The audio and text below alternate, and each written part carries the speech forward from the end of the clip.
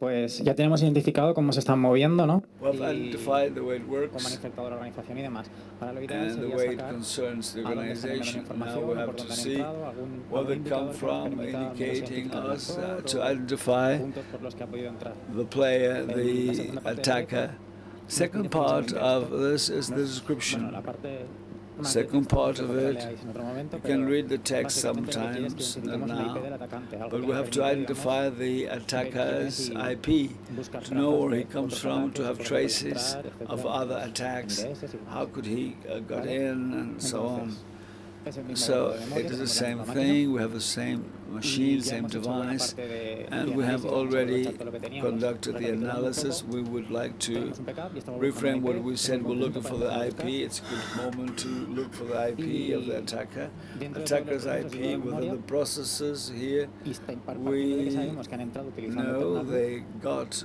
in using Eternal tenemos ya Blue, dos procesos identificados so como we Counter have Reloader, two que básicamente processes es un bicho que utiliza Eternal Blue, identified. They have y used se le ha quedado ya Eternal San Blue, Benito and como que es el único que it is as puede he utilizar, ¿no? were Entonces, bueno, only using sabemos que that, además and uno he de los dos que were tenemos the detectados es el only proceso one 4, using that. que es el Well, de System, y sí, es lo identify normal, ahí process es donde 4. ataca y es donde deja toda It is where he todo el attacks, ruido where así he más gordo. Y luego tenemos el makes proceso a lot of 300, noise there, and here we have que bueno, es un proceso normal del the sistema, process podemos, that's a normal system process here. pero que además, But ya sí on hemos top visto of antes, this, as we que saw ese before, DL32 this es un is proceso hijo del LSAT. the El LSAT no es process cualquier proceso. that stems Está corriendo como from the system, previous one. está It muy is a controlado porque al final system se encarga de temas de process. credenciales y It is login, controlling tokens, etcétera. login, Es un proceso tokens, que está muy and bastionado y no permits, cualquiera puede escribir ahí. and not Desde any luego, un exploit que ataca administrator función, can ataca write ataca this. system, The ahí sí exploiter que or puede. the attacker can, because Tiene más the papeletas de exploit está relacionado con can esto. get into it, so it Y could además, be como hemos related visto, to this type el of DL está attack. escuchando And el here servicio we escuchando el see reporte 8080. there is in Algo port que también es 80 bastante anómalo. someone listening, which is abnormal here. Así que bueno, dentro de toda la And memoria y so todo lo que within the memory podría haber, hemos and conseguido according to acotar what en we've todo el achieved, análisis de antes we have here un par de puntos por los que a empezar couple a of mirar el items ruido, a where ver si ahí to encontramos algo. try to find something, and it is like Mirando el backup, looking at this, podemos hacer filtros tanto en Wireshark como haciendo we could have filters and we can go into what Jose mentioned. Everything that is not IP internally defined could be the attacker's IP. I've filtered, and if we delete 10.0, we get only almost nothing, but it was a good idea. In this case, we had bad luck, impossible. Let's try to look at the process, because with the IP we couldn't get anything. Here we're looking for the IP, but we don't know if they use the HTTP protocol or another protocol with characteristics that do interest us. What I do in those cases is, first of all, I try to use grabs, strings, trying to look for a point within the memory. We had certain things there, but it's too big, too big. Then what I do is, in this second part of the challenge, strings.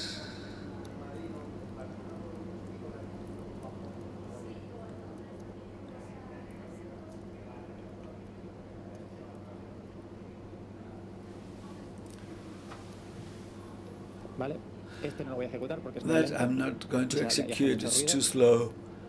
pero lo hice a lo bestia. Lo primero But que hice fue the first thing I volcar el did proceso was 300, que era el to que más dump the process cosas tenía. 300, which was the En one vez de hacerle un strings, giving me a hint on utilicé that. Rabin, Instead parte of, del framework radar de reversing. I use Rabin, which is part of the framework, radar from reversing. I used it.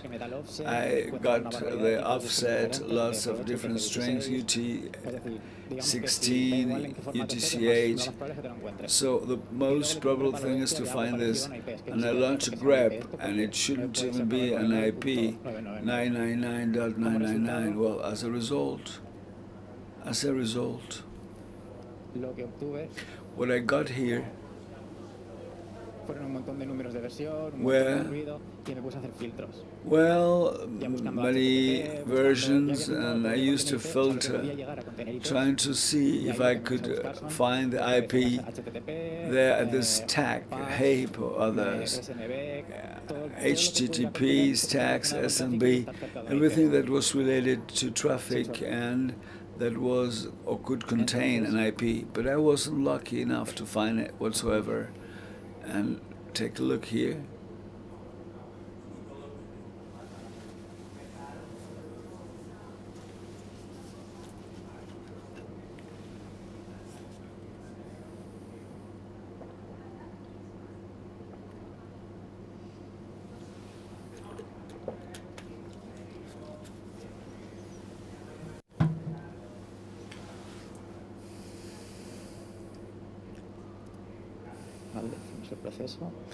We choose the process here.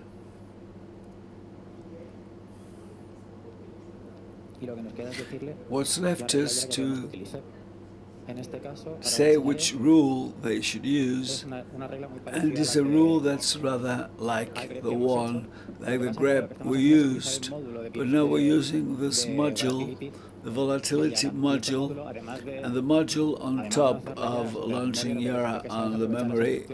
They are saying there is this, and we can filter by process. It is within this PIV. And so we have here numbers only. I wasn't lucky, but if you're close to something where you could have information, you could try to unveil the situation, but this was not the case. Once again, I wasn't lucky. Poor chance, not luck. I wasn't lucky. Bad chance, bad luck. And then I followed, and I said, they have this at port 8080. This is related to this malicious attack. So it's run DL32. It's an executable to load DLL. It is like an exe, but the role is to export functionality, to contain elements, and they will export functionalities for the developer not to implement this again. And then the normal thing is that the execution of this binary, you have this path towards one DLL, then the function you would like to use, it could be numbered or not, and then if you have argument space and so on and so forth, you could have a case of a room DLL without any parameter, but it could happen. Then we tried to get a hint on that, imagining they were introducing whatever, a bug in DLL format, and they were loading this. Imagine that were the case.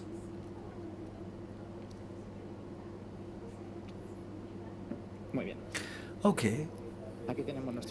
Here we have our DLL, no parameter.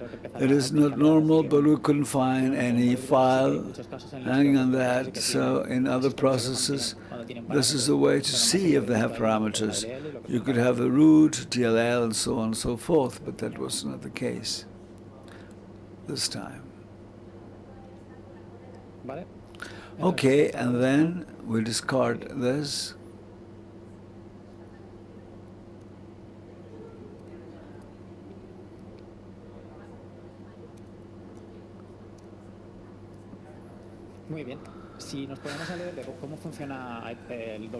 If we see and we want to read about the ethereal blue and the double pulsar, once after the payloads I injected DLL in the process, and then it depends on the way I've injected this, we can find this loaded into the list of DLLs.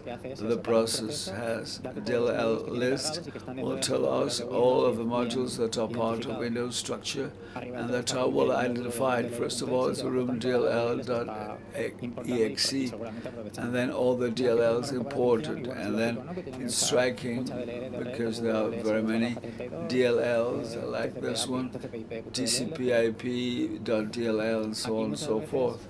And here, normally, you look for abnormal things. If we have this DLL that comes from whatever, or if there is a name that is not correct, it looks like, but it's not correct, you have a hint, and then because it's been injected, this DLL has been injected, and it doesn't appear because it's been injected somewhere else, somewhere, and it is not inside the structure of Windows because volatility could find it. So we discard here once again. It's quite unclear we cannot start digging on that. So after a while, and then, as I said before, we have a lot of memory to examine, a lot of process memory that could be related to the files, and we have Microsoft structures to have metadata on each part of memory to know what has been used for its chunk. So why it's been used, how could I know more about it? With this command you see here on the screen, look at the command. Yeah. Okay. That's better.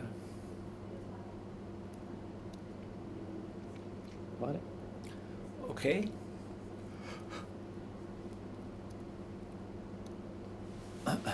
Sorry. You see here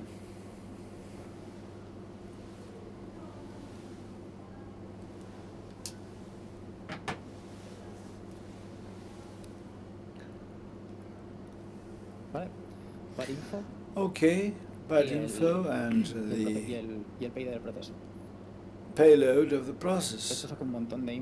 We have a lot of info here, and it's sort of a lot of noise. No doubt about it. Let's scroll down. I haven't controlled it yet. Wait a second.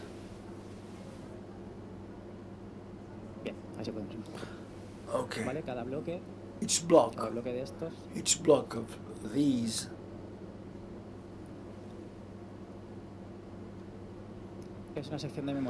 is a section of memory within the process, and the executable is using this within the execution process. So the one I have marked is identifying the executable. It is a page where we have the main binary. We have the path in this disk format. We have lots of flags, the time it has performed a commit, and that's interesting, the permits. We're looking for someone trying to spy, and we have seen it's not DLLs, no modules. We need another zone where, of course, there is no pointing towards DLL, and it could be a memory that is not pointing to whatever file because of the executable DLL structures. We haven't seen anything. We scroll down and we try to find this. Do you think in between there's only read only, write, read and write, and who have something that's striking, something that attracts our attention? Look at this. This is a memory zone when there's not a lot of information. It is at this section, quite high here. I'll show you the structure. That's a common structure. Not a lot of information, but read, write, and execute all the permits. So when you have injection of a malware, or when it's writing something to execute, the normal thing is to find it here, to find this type of region. And there are very many pages, and even though with grabs and so on, it could be difficult to see it well, of course. So volatility is helping us. With the command I have introduced before, which is malfind, finding anomalies, execution permit pointing towards something that's not consistent with which it should be there, and in the end this is taken into consideration legitimate Microsoft software. So, for instance, navigators are using this. We see how the Firefox process has a memory page that it's been considered as suspect by the malfinder, and in general, here in this assembly we've got some funny skips, but we have here, it's been aligned, the stack has been aligned, and then there is a memory zone that is rather high here. That's why we do not have any DLL here. It could be interesting, but the experience tells us where to go. If this is a navigator, don't browse it now. Then Firefox again. Those were parts of the navigator, of the browser, Firefox. And we see here, this installer means noise only, because when we have and, that means a lot of zeros. When we have TP, it is not even been transformed into an opcode. It's just noise. Now we have the DL32, the memory zone that was striking and attract our attention, and it is from the beginning. As I said for the full code, and what Josemi said at the beginning, this is saving the context where it comes from. If you want to save something, it's going to save what it was before, and then you can do something else, and you can continue with the execution without breaking the smoothness of the process. We do not see clearly what it does, but it seems consistent. What we see here, we have, it's normal what you see here. It is what should be expected in this sort of part of logic that is showing a good purpose. So even though we could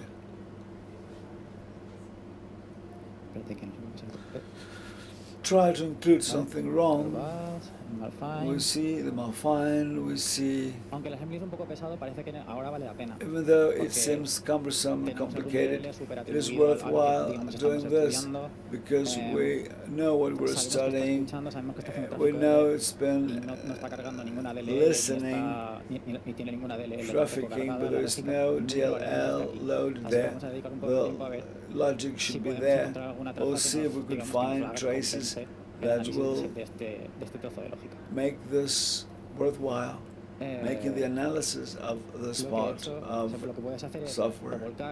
We could dump with a bad dump this part of memory just to separately analyze it, or you can have a full dump and we could see the antivirus controlling if there are some signatures that are found. We could pass the antivirus to see if there were bugs injected somewhere else and to get some hints. Something wrong was there, but it was the one we had already identified, only the one we had identified. You can rename it, but it was the same position we were talking before, so it's the same thing we had already detected before. And so, I have this Linux device, and the easy way is to take a look. What I do is I use this radar, and as I am in between the memory analysis, I get information. It started with the MZ. This is a part of binary code that should be converted into executable code. As we have a Windows 7, 32 bytes, and we know the memory zone where we have extracted this self-code, we're going to give the information to tell us the truth. This is what I'm telling. The architecture is the one you see here, 32 bits, the position, memory position was 70,000, and now I pass the file of the dump of a little part that is making me restless. And let's try to look at this disassembly. In a black screen you see it beautifully, but here with a white, no, it's not. On white it's not beautifully seen. No. I'm going to put it black. White and black is okay. You see what we knew before. We have here, it is the same thing. The code at the beginning, the flag was controlled with the strings and then lots of assembly that we're not getting many information from. Sometimes you find strings As a matter of fact, if we go into the first one, there is FCN dot and there is an address. That means there is a call, there is a function inside this memory. If we go inside, the first thing you will see is a pop of what is within the stack. And then you will see it with a push. You go into the stack and there are several values. And there is a call, as you see here. The radar is rather smart, and the first and the second lines coincide with the values of the ASCII value. And then if it is ASCII value, the character identified is a 32, WS2, and that is a way to have traffic and network.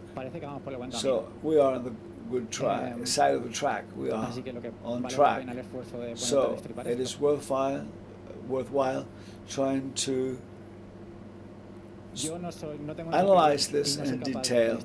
I am not able to do it in static mode. When we have this code, I don't know what happens at each point in time. With a shell code, to execute a shell code, they have some mathematical calculations from the hash, but I don't know. I want to execute it, because if I execute it, then I can see it, and I know what's going to happen if I'm executing this, and some funny things are executed while I am performing certain steps, then I know what's happening. That's the logic behind it. So this is the hexadecimal of what Radar was showing us. Hexadecimal, the values that are translated into the assembly code I showed before. And I want this to be executed. In the case of the computer, the memory dump is not executable. That is, at a given point of execution with a lot of memory everywhere, and it is not in such a situation that I can double-click and execute this. What I did then was I passed the values into this array.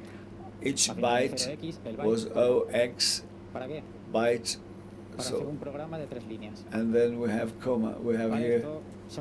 There are three lines here. The first line you see here is the array you have here.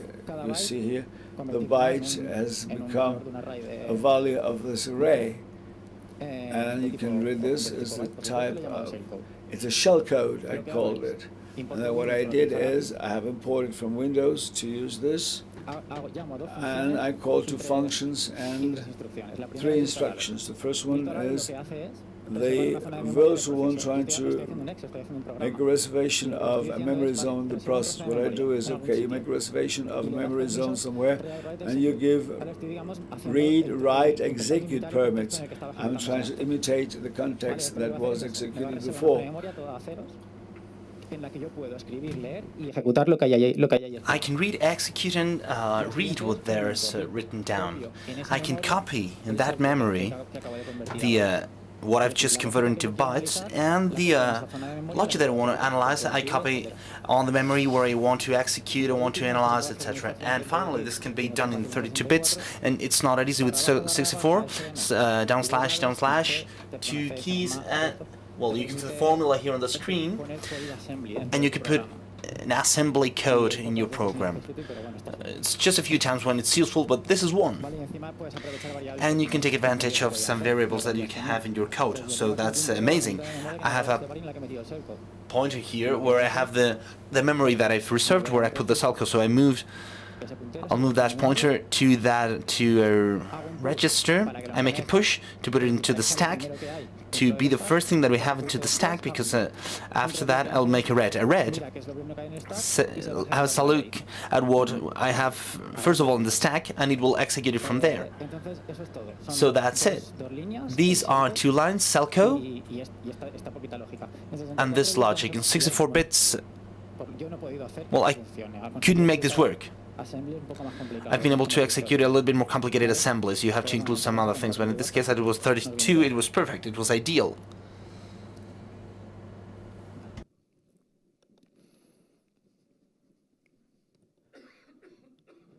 At second attempt of compilation, well, I have this executable. So let's open this to see what's going to happen.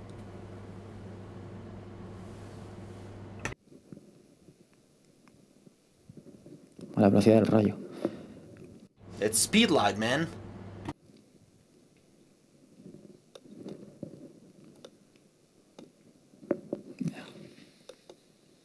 Perfecto.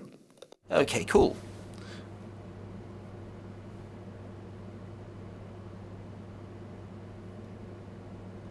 Okay. So this is what we can find when we compile. This is the logic that I've just shown you. So if I click on execute, the firewall requests for access. So we are doing a good job. And here we have the process. So let's see its memory. Okay, so these are the virtual address descriptors, the VADs, VADs, the blocks that we were seeing with the volatility VAD list. We have the old DLLs here, the PIV, TEV. These are the process structures, whether the threads information and the process itself. Here we have our exe. When you make a program, you are rebuilding some things, and basically you are getting the difference in program and maindam is that the program uploads the Excel, and the maindam uploads everything that we've seen. This list, this bunch of information, the heap, etc. And here we have a memory zone. We click on execute again, and it's quite similar to subcode. Maybe it's this. Apart from this, if we move to network, exactly, yeah, we have it just there. It's not run DLL, but we have that logic that we wanted to see what's going to do, what was doing in the system. Using the 8080 port, we'll end up in assembly equally, but we'll see the context, what's going on. We can see the memory. We can see many more things. So we're going to kill the process here.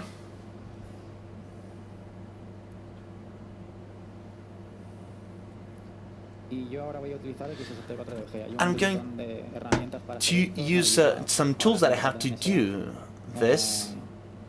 I have radar, I have many tools.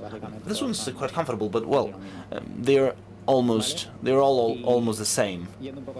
So if I move a little bit faster, here we have the opcodes, what the CPU is executing. On the right you can see the registers, FX, etc.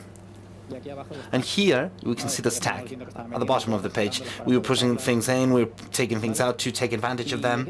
And here 64 VFG, when you put an executable, it says NTDLL before everything's uploaded. It's like at an initial moment of the execution of that binary, it has not been uploaded. The exe has not been uploaded. If you click it once, it takes you to the process entry, to the first opcode that is executed in your exe file. But what happens is that we've compiled it with Visual Studio, and it has issued many things that have nothing to do with our logic. And we are far away from what we want to have a look at. I know that the first thing that I do in my code is to call virtualalloc. So, what I like to do to get to the logic that I'm interested in is to look for virtualalloc. I know that it's in kernel 32, but if you put any app in Google, you see that DLL has it.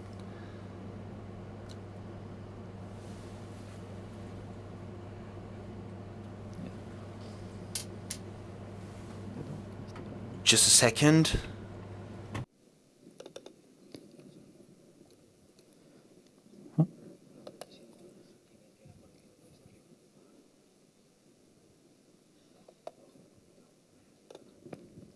A ver, normalmente F2.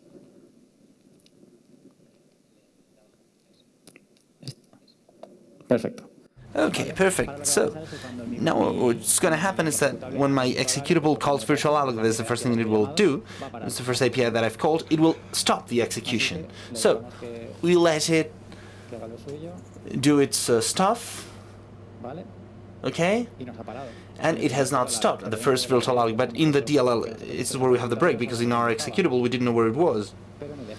but in the stack, as it comes from our executable, I've just make a call, and in the stack appears where it comes from. It comes from project 2, our executable. I mean, we push enter, we scroll up a little bit.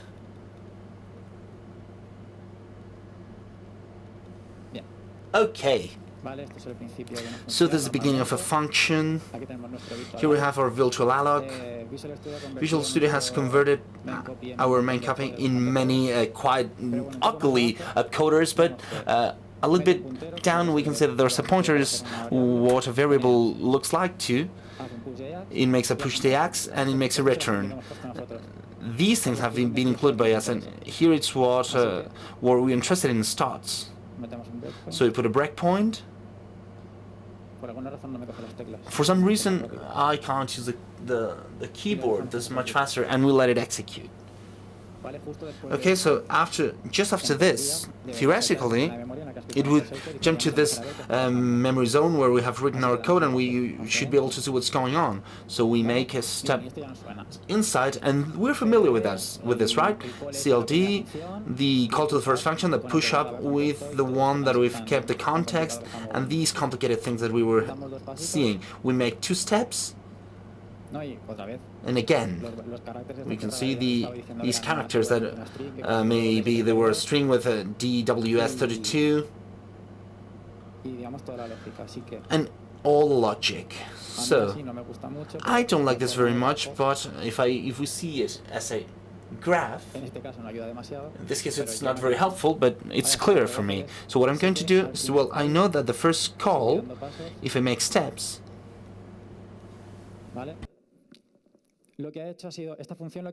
this function, what it has done is a pop VIP to see where did it come from the call. So when it has made this call, the address that I have in the stack is what comes immediately after. I put it into the VP register, so it has taken out what comes after that. It has made many pushes. In 32 bits, these are the parameters that we're going to send, but just before a call, these are the parameters for this function. So there are 4 parameters. It still has 2. In fact, it is here. It has built a string with a DLL name, and it calls EVP. It makes a call to just after the previous call. This is quite typical in cell code. It's not very normal in a typical logic execution. This jumps with call in chunks. So let's get in.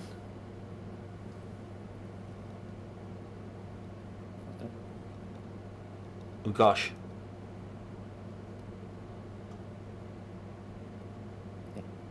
Okay.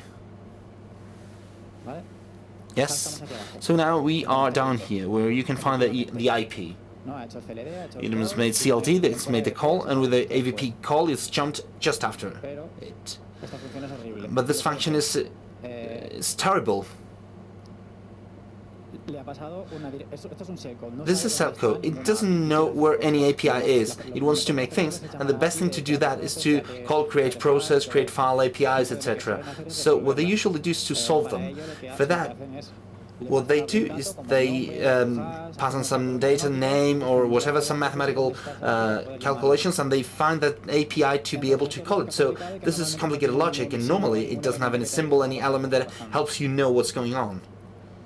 But normally, at the end of a function, we have a red. So when a function is over, the last code is usually a red of return to go back to the logic that you were doing before. So you continue with your program. In this case, if we move to the end, we find a jump.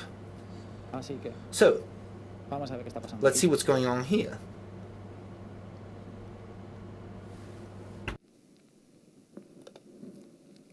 Yeah, we've put a breakpoint in the jump, we've let it execute up to there, and it's jumping to IATS, and in IATS it has a solved API in the library and it's going to use it, and if we keep clicking on it,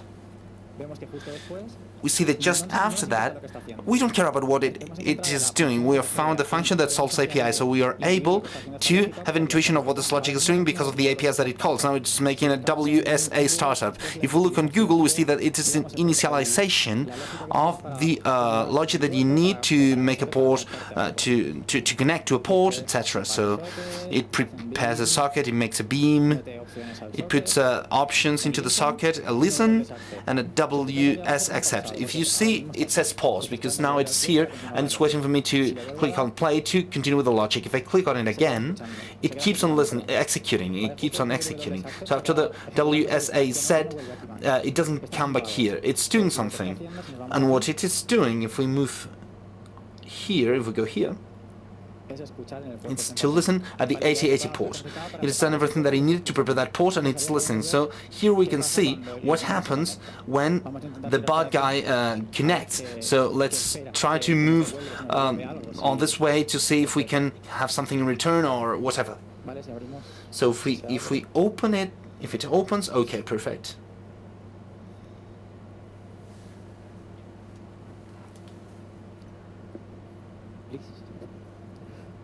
Okay. So now I've been very fast, skipping some things and following the thread that I followed when I was on the good way. I'm trying to see what I was doing, looking for something interesting here, but I can tell you that there's nothing especially relevant up to here. So now we connect to this port from another machine, and it says refuse.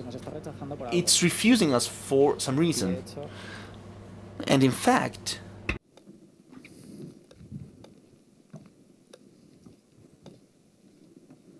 si buscamos la conexión, if we look for the connection, here we can see a request, the one that I've asked, and it's automatic reset that says forget it, I'm not interested in that. So I'm going to move here. So we are at this point. We are able to execute it. We see what it does. The port is listening, but it rejects us. It refuses us. It doesn't like what we're doing. The only information that it has from us is the IP, because there's another port and we haven't passed on anything else. So what's a bad thing here? Maybe the IP. If we see how the WSAZ that is the what we've executed, it can receive up to 5 parameters. These as MSDN, when I want to do what an API does, it's I use this command. But we can see that this is socket information and the sockets. The third one has more things related, but the two last things. One is a condition that if you read it, it says that it will make an accept or reject of the request depending on the condition. Well, it looks good. And the other thing is a callback. Maybe it's going to refuse us later on. It seems that it doesn't, but maybe it could be interesting when who's going to have this control when the connection is over. If we execute the program again, I'm going to go a little bit fast. If we execute it again, before the WS accepts that call to the API, we'll be able to see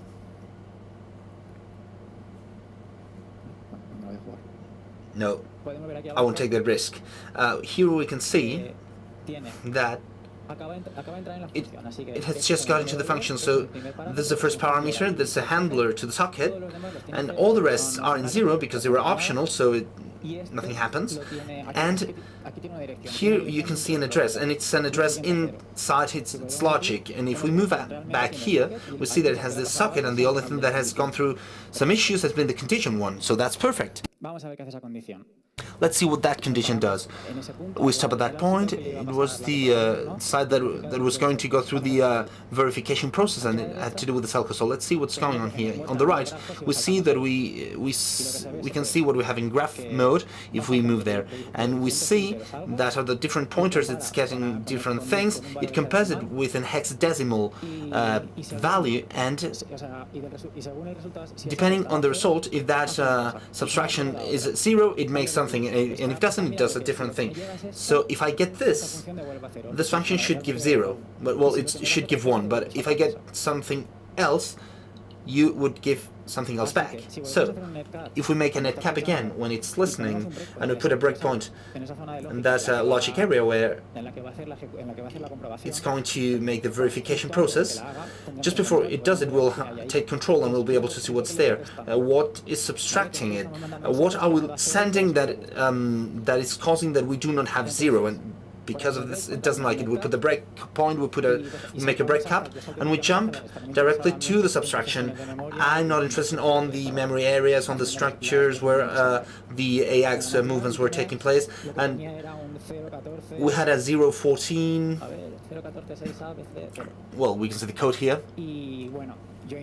And I thought that this had to be an IP because this is the only information that we had. So I took what we have in EX, I chunked it because that can't be, and well, I tried it, to be honest. I tried this to become an IP moving to decimal, but of course it didn't work. Chunking it, we have 4 chunks, and the result of chunking it was 192, 162, 71. That was the IP of my Linux device that I was using. That it was perfect. It's comparing my IP with something with what? When we do the same with the hexadecimal that I was comparing, I get this. I got this. This looks like an IP. It's comparing it with my IP, and if it doesn't like it, it won't continue with the execution. Finally, it seems that we have an IP. And yes, I put this IP to my Linux device, and I included the IP so that both machines can talk to each other, and I was able to send whatever I wanted to send. So after reaching this point, the first thing that I did was to go to the point of the platform. I took the flap out, and yes, I had an IP. I had got an IP. In a real case, I would be able to have a look at IDS and logs. What I have in terms of information, network information, to see the interaction with another equipment. Sorry, because well, I have an element that I can use to keep on searching. I haven't got anything at any other step because it was at a hexadecimal format in a cell in a chunk of memory. I could look for connections because there was nothing there. So the way of reaching here, the only way that I can think of, is to make this reversing. And well, problem solved.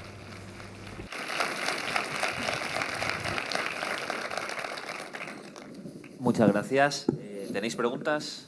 So thank you very much. Do you have any questions? The mics are here on the first row, so please feel free.